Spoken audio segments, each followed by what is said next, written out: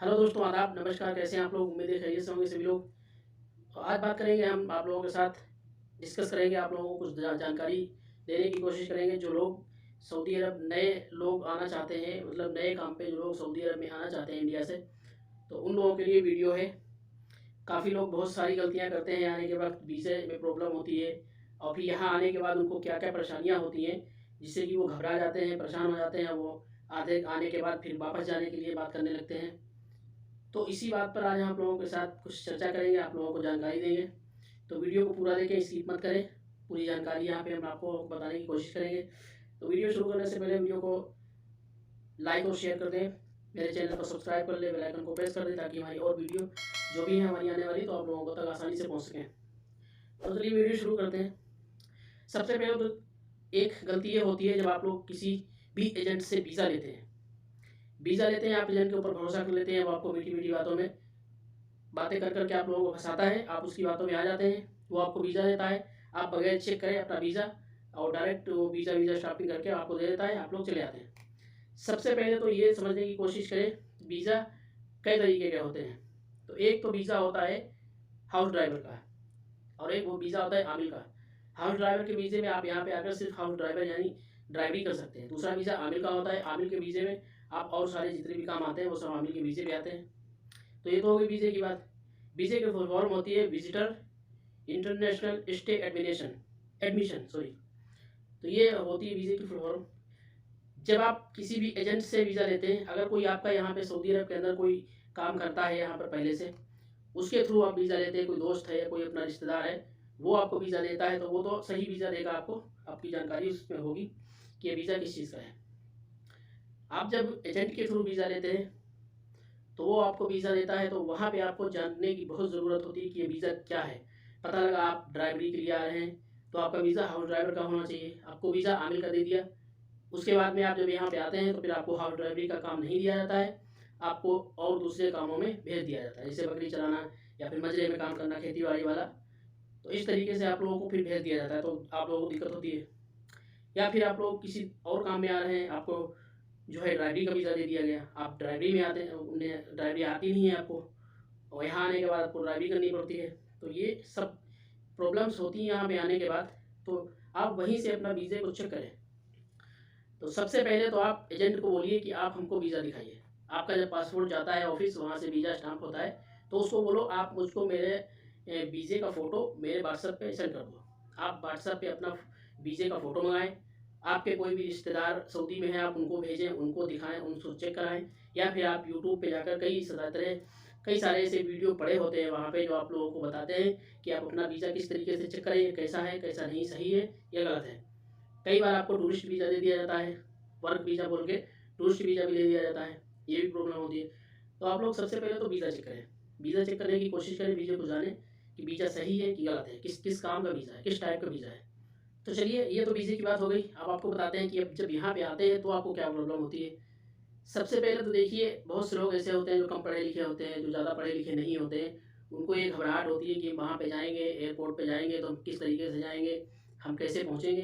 तो ये सब टेंशन लेने की आप लोगों को ज़रूरत नहीं है, क्योंकि आप जब एयरपोर्ट पे आएंगे, तो एयरपोर्ट पे आपके जैसे बहुत से लोग मिल जाते हैं। आप जहाँ तक जाना चाहते हैं वहाँ तक के लिए ऐसे कई लोग मिल जाते हैं आपको, जो आपके साथ आपकी जगह तक जाते हैं। यानी आप जिस शहर में जाना चाहते हैं वहाँ तक और भी कई लोग आपको मिल जाते हैं जाने वाले। बाई चांस अगर नहीं भी मिलते हैं, पहली बात तो ऐसा होता नहीं है, एक न एक कोई ना कोई बंदा तो आपको मिल ही जाएगा। आप उसके साथ हो लीजिए, जिस तरीके से वो आता है आप भी उसके साथ में आइए। नहीं तो वहाँ पर इंडिया में तो हिंदी जानने वाले और सभी लोग होते हैं, वहाँ पर तो कोई प्रॉब्लम होती नहीं है। किसी को भी अपना अपना टिकट दिखाइए, अपना पासपोर्ट दिखाइए, उससे पूछिए भाई इनको कहाँ कहाँ जाना है, क्या करना है, वो आपको पूरी प्रक्रिया बता देंगे, पूरी डिटेल समझा देंगे। रही बात सऊदी अरब की, यहाँ पे लोगों को अरबी आती है, ज़्यादातर लोग अरबी बोलने वाले वहाँ होते हैं। ज़्यादातर क्या, लगभग जो भी काम में होते हैं, तो वो मेन मेन काम है तो अरबी वाले, और जो एयरपोर्ट पे ज़्यादातर अरबी भी होते हैं। लेकिन ऐसा नहीं है, हिंदी भी होते हैं काम करने वाले, जो वो सफाई वाले, बांग्लादेशी, ये सब बहुत से लोग वहाँ पर रहते हैं। आप किसी को भी दिखा के अपना टिकट पता कर लें कि मुझे कब फ़्लाइट है, कौन से नंबर पर फ़्लाइट है, क्या गेट नंबर है, ये सब डिटेल वो आप लोगों को दे सकते हैं। फिर रही बात, जब आप एयरपोर्ट पे आते हैं अपने, जहाँ आपको आना है जिस शहर में, जब वहाँ पर आप आते हैं, तो अब आप सोचते हैं कि अब हम कैसे जाएंगे, मुझे कौन लेने आएगा, हम उसको यहाँ पर किस तरीके से हम पहुँचेंगे अपने थिएटर तक। तो इसके लिए आपको घबराने की ज़रूरत नहीं। सबसे पहले तो ये होता है कि अगर आप हाउस ड्राइवर में हैं तो आपका कफ़ील आता है, आपका कफ़ील आएगा आपको लेने के लिए, आप बाहर निकल के आएँगे तो वहाँ पर खड़े रहते हैं। अगर नहीं भी होता है वहाँ पर तो आप कुछ देर में वो आते हैं आप लोगों को लेने के लिए। सबसे पहले एक पॉइंट की बात ये है कि आप जब भी जिस भी एजेंट से वीज़ा लें तो उससे वीज़ा जब वो आपको देता है, आपका पासपोर्ट देता है, आपको टिकट देता है, तो वहीं पर आप अगर वो आपके कफ़ील का नंबर नहीं देता है तो आप उसको बोलें कि मुझे कफ़ील का नंबर दीजिए। पहली बात तो देते हैं, 100% देते ही हैं। नहीं भी अगर किसी को देते हैं तो आप उनको बोल सकते हैं। कंपनी के थ्रू आते हैं तो कंपनी की किसी भी एम्प्लॉय का वो आपको नंबर देंगे। तो आप इस एयरपोर्ट पे आके आप उस नंबर पे कॉल करिए। नहीं आपको अरबी आती है आप किसी से भी करवाइए, क्योंकि आपके पास सिम तो होगा नहीं, किसी न किसी से बोलोगे कि भाई मुझे एक कॉल करा दो। बहुत से लोग वहाँ पे रहते हैं, बांग्लादेशी काम करते हैं, पाकिस्तानी कोई या फिर कोई भी वहाँ पर बहुत से लोग मिल जाते हैं फिलहाल अपने इधर के। आप उनसे कहेंगे तो वो कॉल करेंगे और बात भी कर लेंगे, मुझे ऐसी कोई दिक्कत नहीं होती है, वो लोग कॉल कर लेंगे। तो आप लोग वहाँ पर कॉल करवा के अपना बात करके और अपना इंतज़ार करें, तो घबराने की ज़रूरत नहीं होती है, आते हैं लेने। कई बार ऐसा होता है कि जैसे आप हाउस ड्राइवर में हैं, घरेलू काम में आ रहे हैं, तो कई बार कफ़ील नहीं घर पे है, वो कहीं बिज़ी है तो वो नहीं आता है, तो या तो वो टैक्सी वालों को भेजेगा या तो कोई आसपास के ड्राइवर को, कोई अगर उसकी रिश्तेदारी में कोई दूसरे ड्राइवर है तो उसको भेजेगा, कुल मिला के भेजेगा। घबराने की ज़रूरत नहीं है, 1 घंटे, 1.5 घंटे, 2 घंटे लगेंगे लेकिन भेजेगा, उसके लिए आपको प्रॉब्लम नहीं। फिर उसके बाद दिक्कत यह होती है जब आप लोग यहाँ आते हैं, आने के बाद आप लोगों को रहने की, खाने की, इन सब बातों की प्रॉब्लम होती है। तो इन चीज़ों से घबराएं नहीं। और ये सब प्रॉब्लम शुरू-शुरू में होती है और शुरू-शुरू में तकलीफ़, परेशानी हर चीज़ की उठाना पड़ती है। ये सब उठाने के बाद ही जो है आप लोग सक्सेस होते हैं यहाँ पे। तो बहुत से लोग ऐसे होते हैं जो यहाँ पे आते हैं, उनको प्रॉब्लम होती है, उनको परेशानी होती है, तो वो घबराते हैं।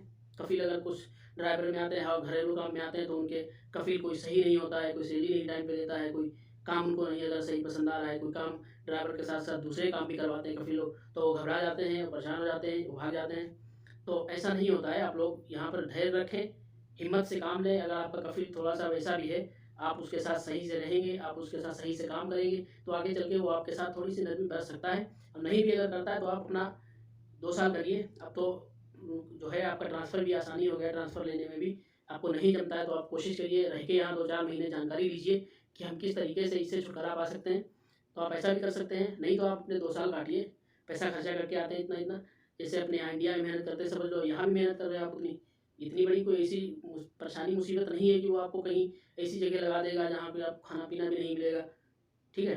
तो आप लोग परेशान ना हो, बस यहाँ पे आएँ और अपने काम को करें। कफ़ील पहली बात तो अच्छे होते हैं तो आपको परेशानी नहीं होने उठानी पड़ती है।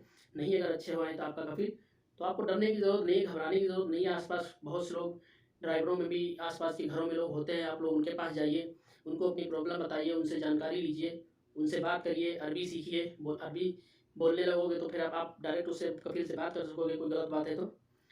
वो इसीलिए आपको परेशान ज़्यादा करते हैं क्योंकि आप लोग समझते हैं कि इसको अरबी नहीं आती है, तो अब इसको जो कहेंगे वो ये करेगा। ठीक है? आप जब पुराने हो जाते हैं, आपको अरबी आने लगती है, आप उसके सवाल-जवाब पे जवाब करते हैं, सवाल करते हैं, जब वो कुछ गलत करता है तो उसको टोकते हैं, तो वो समझता है। जब तक आपको अरबी नहीं आती है, वो समझता है इसको कुछ भी बोलो, ये तो कुछ कहेगा नहीं। तो ये सब परेशानियाँ आप लोगों को उठाना पड़ेंगी यहाँ पे आने के बाद।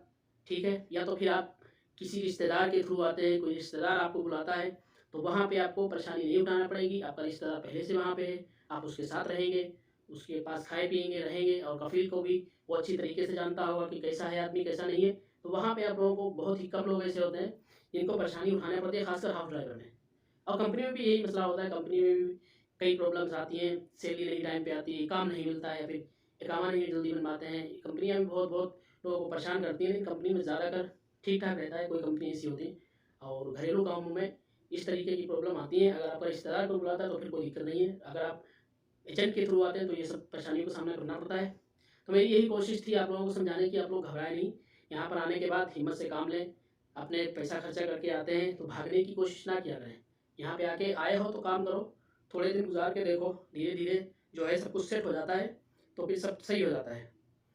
तो उम्मीद है आप लोगों को वीडियो पसंद आई होगी, समझ में आई होगी जानकारी जो हमने दी है। और इसी तरीके से आप यहाँ पे आ सकते हैं, अपना काम कर सकते हैं। तो मिलते हैं अगले वीडियो में। वीडियो अगर अच्छी लगी हो तो लाइक और शेयर कर दें, चैनल को सब्सक्राइब कर लें, बेल आइकन को भी प्रेस कर दें ताकि आने वाली वीडियो आप लोगों तक आसानी से पहुँच सके। मिलते हैं नेक्स्ट वीडियो में, तब तक के लिए अपना ख्याल रखिए। जय हिंद।